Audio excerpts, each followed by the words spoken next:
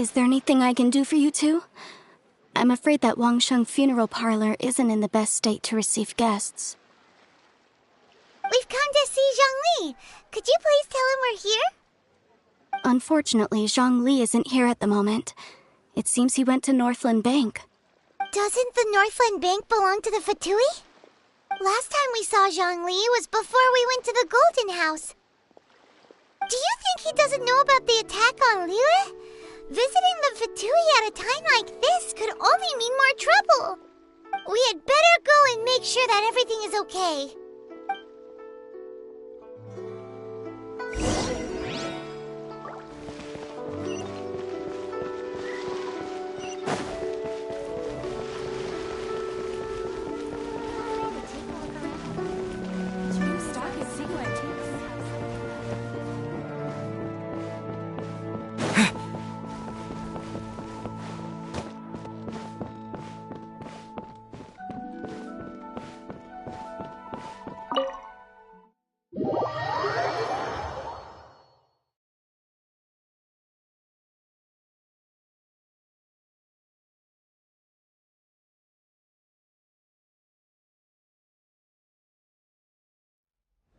You call this cooperation between Harbingers? Cooperation involves communication, you know. Don't take it to heart, child. Besides, aren't you happy that you got to skip the formalities and bring chaos to the land? Oh, it seems that some of your friends have arrived. Hey, it's Zhongli and Child. And you! You're also one of the Harbingers? It's you two. I believe we've met once before. In the city of Bards, was it? I'm glad you still remember my name. Ah, right. I imagine that it must have been rather hard to forget watching helplessly as something precious was snatched away from your friend.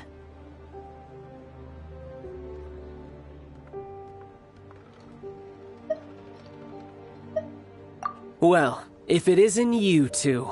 This is our first time seeing each other since Liyue was nearly wiped off the map. This is certainly a bit awkward. Paimon knew that we should never have trusted a Fatui Harbinger. Oh, now don't say that. Sure, I may have misled you, but I never had anything against you personally. Besides, I thought we were getting along quite well together, didn't you? Except for that little tussle we had at the end. Nothing personal. We just have different views, that's all. Of course, you may very well hold this against me, but that's up to you. The real deceivers here are Senora and Zhongli. Curse them for leading me on. So actually, I think... Stop wasting time, child. There'll be plenty of time to chat once I'm through here. You remember the agreement, Morax. Now, if you would be so kind. The Gnosis, please. What in the world are you talking about? The contract is fulfilled. That which thou seeketh is now bestowed unto thee.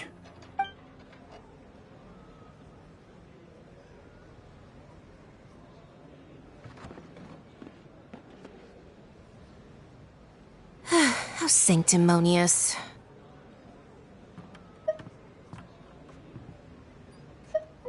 What? So you're the Lord of Chiao?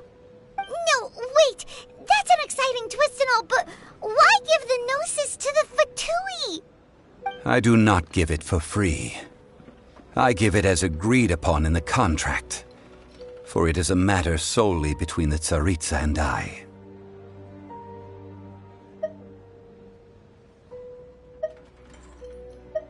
Yeah, you don't think you went a little bit too far with that whole fake death thing? Everyone was preparing the ceremony for you, and splat! This big dragon falls out of the sky, and all of Liyue goes into an uproar. Gathering all the forces that had been bubbling behind the scenes, and then stirring them together in a pot that was bound to boil over. Wait, what? Perhaps it's best that I explain. As you know, I've dwelt upon this world for more than 6,000 years. It is now 3,700 years ago that I founded Liyue, together with the even boulders that can withstand whirlpools will erode with the passing of time. I kept convincing myself that cracks had not begun to form, and that the end of my time had not yet come, until one drizzly day, as I was strolling along the harbor, I heard a merchant tell one of his workers, "You finished your duties. Go ahead and call it a day." I stood motionless among the crowds, asking myself, have I already finished my duties? Oh, Zhongli. But as I began to consider relinquishing my divine role, I soon discovered that many reasons still remained to not hastily depart. Was Liyue, the city I had dwelt in for so long, already prepared to enter its next age? I decided that a test was needed in order to reveal the answer. So I feigned my own death, and gathered the cast of Child, the Adepti, and the Liyue Qixing to play their roles together on the stage that was Liyue.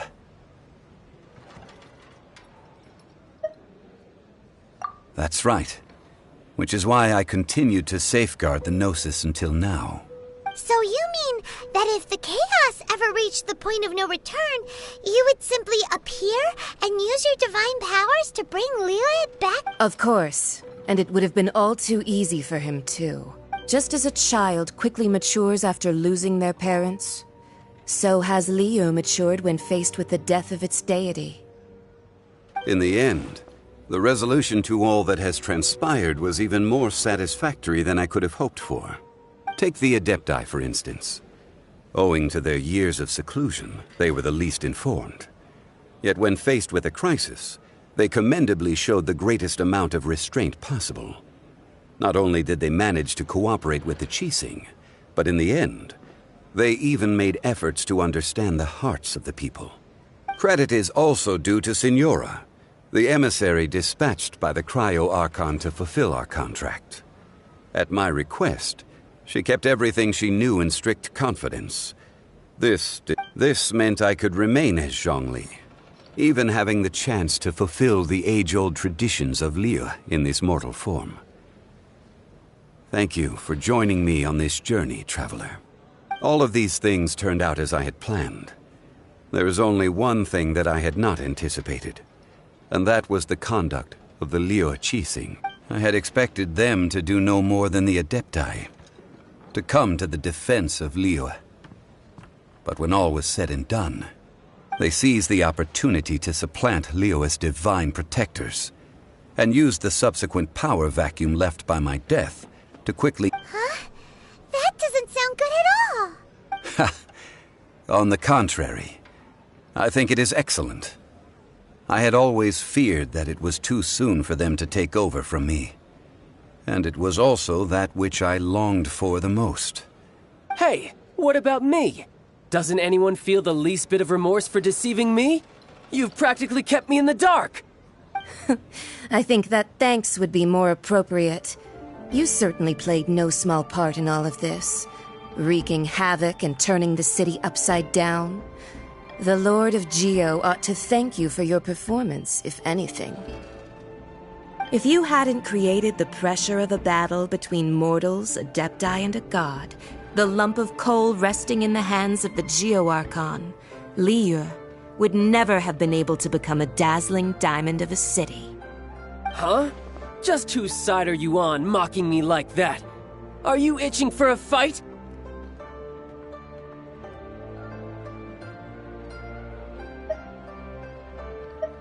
Be that as it may, you've come out of this as the hero of Liyue.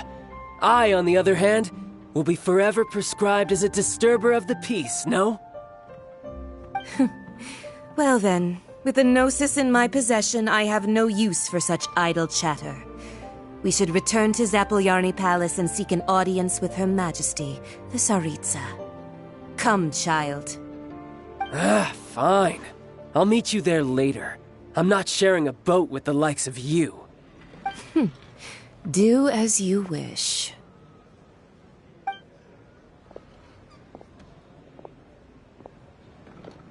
Now then, is there anything else you wish to ask me?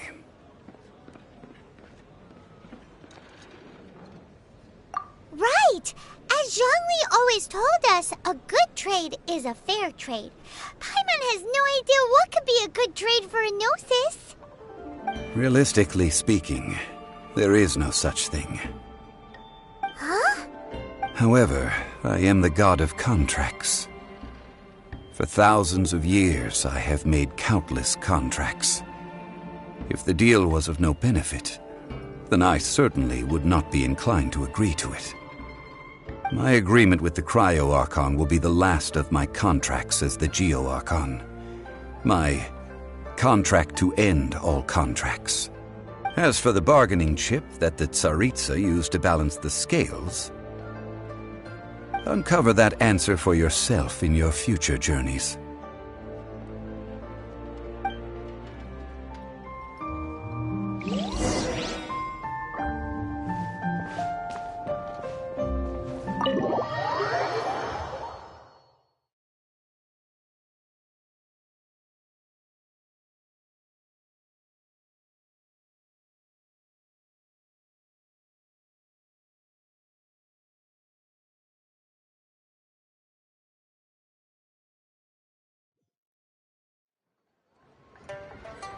Today's the day of the rite of parting. Although the star of the show is fake, we've spent so much time trying to organize it, it would be a real shame not to go there now.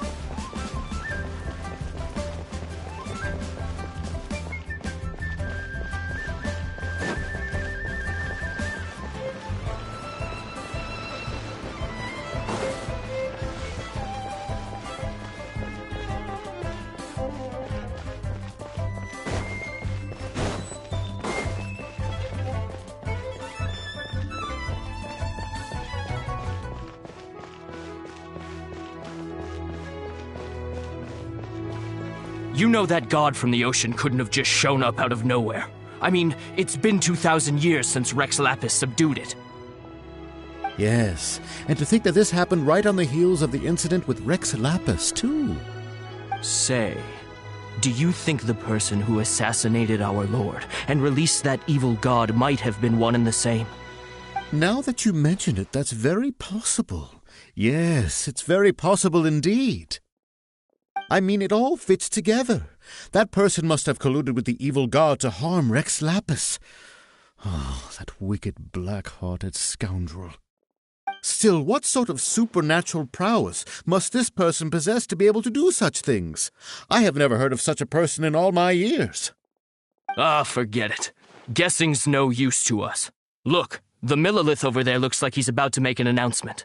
Let's hear what the Ministry of Civil Affairs has to say first.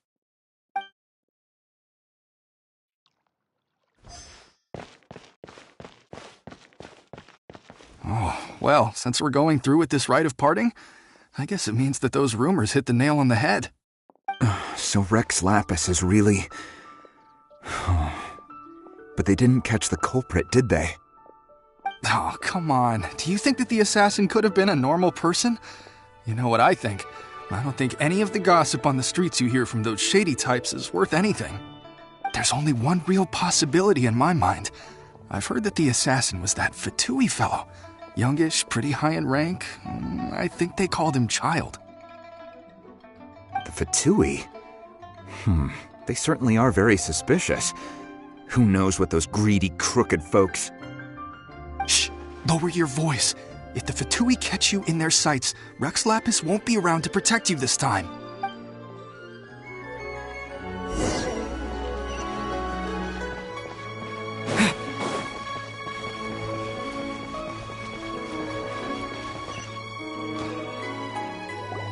Hear ye all! The Chi sings words. Though a dragon soars ageless as the mountains, it too must return to dust. This is common knowledge. Gods and Adepti live glorious lives, but both light and shadow have their season. So too must they face divinely appointed trials. Rumors and hearsay abound on the streets that Rex Lapis was murdered. Now, having been thwarted in his trial, Rex Lapis's soul has recouped the celestial heights. He beseeches the people of Liyue to grieve not and to let not their hearts be saddened. Nor are they to believe street-born rumors or indulge in baseless speculation.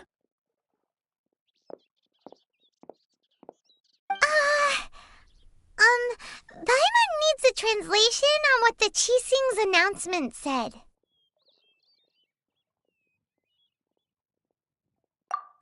So that's how they're spinning it.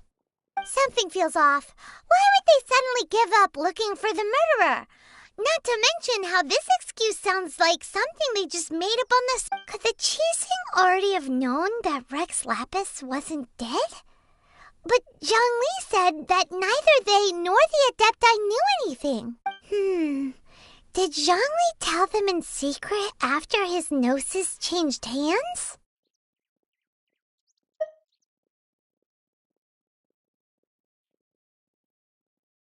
Exactly, right? Ooh, seems like the rite of parting has been going on for a while now. Let's go have a look.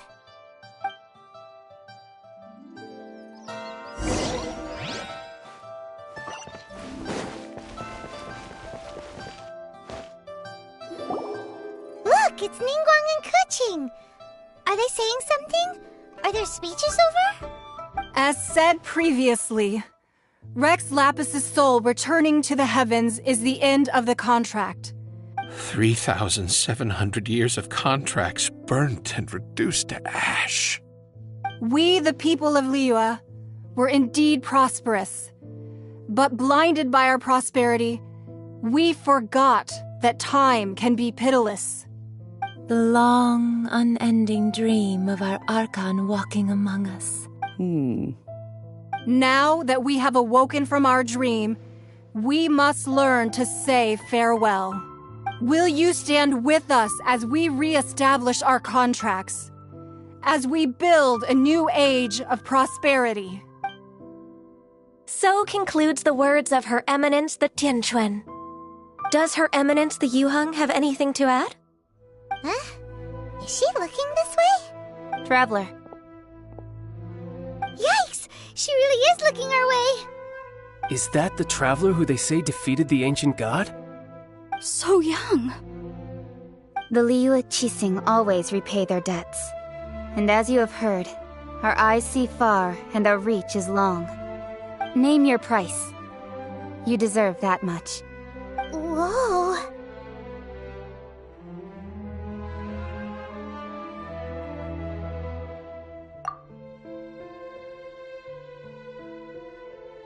Well, could you help me put up some missing person posters?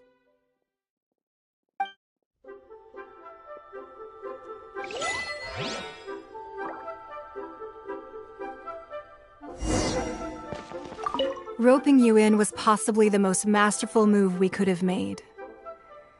I believe that future generations will say so too when our deeds come up for their review.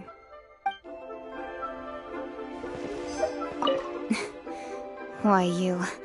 Were you just trying to look cool earlier, or are you really that selfless? If you were looking for someone, you could have just told me that in private. The cleanup of the premises, managing the crowds as they exit, making an account of the rite? There's much that remains to be done. Hey,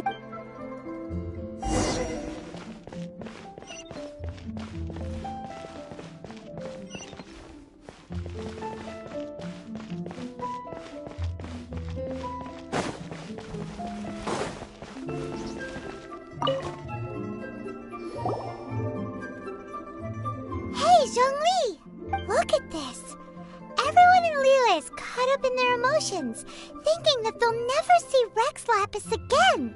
And here you are looking all relaxed. Why would I not feel more at ease after laying down the burden I have borne for 3,700 years? Right. If the two of you can spare the time, I should treat you to a meal at the Xinyue kiosk. Ha! That sounds like big talk, Zhongli. Paimon might have believed you if you were treating us to some third-round knockout, but you'd have to pay out your nose just to stand inside Shinyue kiosk. Are you sure you can afford it? You're right. I do lack the mora. But why would Morax lack mora? As the Rex Lapis Morax, I can easily create mora. But since I have chosen to walk this earth as the mortal Zhongli, I should abide by the same rules that mortals do. When I was journeying with you, though I still had the Gnosis in hand, I knew that I must soon retire from my role as an Archon, so I had to rehearse a little for my new life. Oh, no wonder! Paimon gets it now. You didn't look at the price tags when we were spending because you've never had to. But since you weren't used to not being able to just make more mora as and when you wanted to, you had to try becoming a parasite to society who lives off of other people's credit. Well, we were only spending Fatui money. You don't have to say it like that. In the City of Commerce, we do not merely exchange money or goods.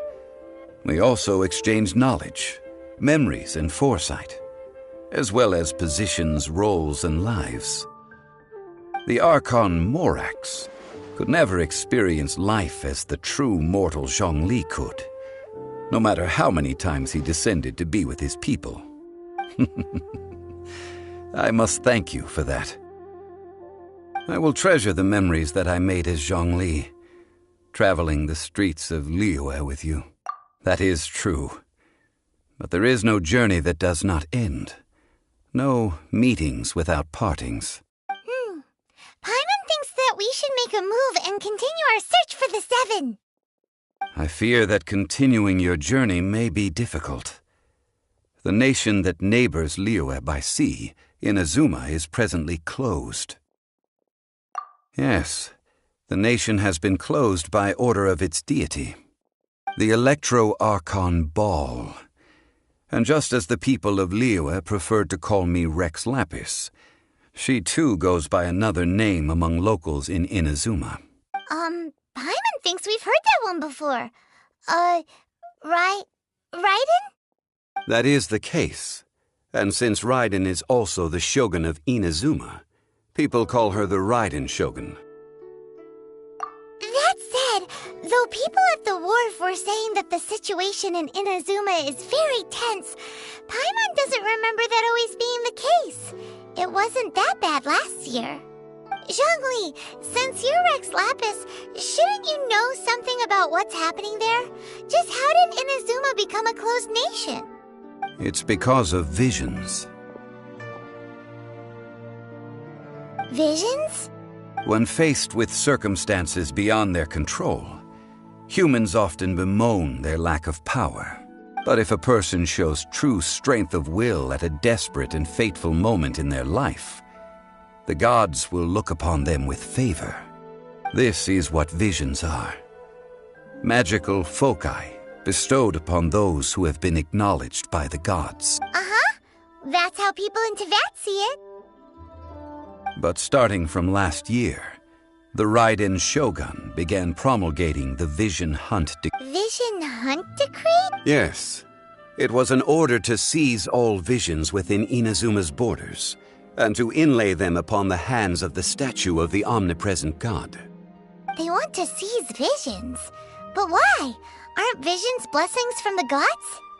I should think that in the Raiden Shogun's eyes, it is precisely because they are divine blessings that they should be under the sole dominion of divinity. Whoa, that's harsh.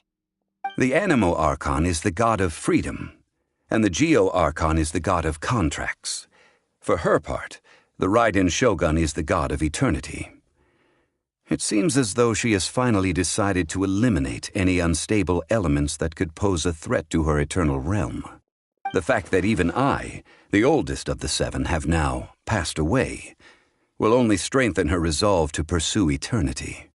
Knowing her, she must have again quoted that adage she is most fond of when proclaiming that decree to her people. 7 ideals for 7 gods. And all right then. Was there anything else you wished to know?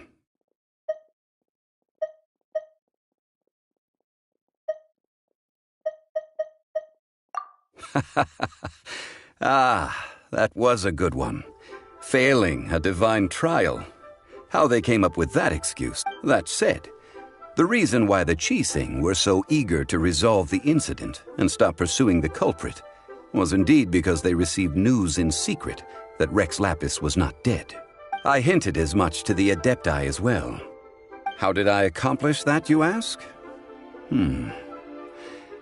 Have you ever heard of this particularly convenient Adepti art known as gifting dreams and visions? All right then. Was there anything else you wished to know? Yeah, about that. Before the Qixing made their announcement, we listened to a lot of people talking on the way. These are indeed false accusations. But it remains undeniably true that Child did send people to the Jade Chamber to prevent the Adepti and the Qixing from defeating the ancient god. I've heard that Ningguang is busy milking that for all it's worth on the foreign relations front at the moment, browbeating the envoys of the Fatui. Ha! Those poor Snezhnayan diplomats. If it were not for Child's exalted position as a harbinger, I'm certain that they would have shifted all the blame to him and called for his dismissal by now. All right then. Was there anything else you wished to know? That's right. Zhongli, now that you don't have your gnosis, what's going to happen to all the Mora in Teyvat? Since Morax is dead, are they all just going to disappear? Also, isn't the Golden House the only mint in the entire continent? Will it even continue to work? The Mora present now will not vanish. But the Golden House will indeed have to cease operations for a lengthy period of time, since creating Mora requires the use of the Geo-Archon's power. This is terrible! We're all about to run out of Mora! The world is coming to an end! Yes, this is indeed a major issue from a financial standpoint. Well, I suppose we'll just leave such troublesome matters to the Liyue Qixing to debate. Then, did you at least set some private funds aside for yourself? Oh, a private fund. This does seem like a good, logical, common sense. What's a shame? It's a shame that I didn't think of it at the time. All right then. Was there anything else you wished to know? Well then, I suppose you'll have to find a way to get inside this closed nation. Have patience.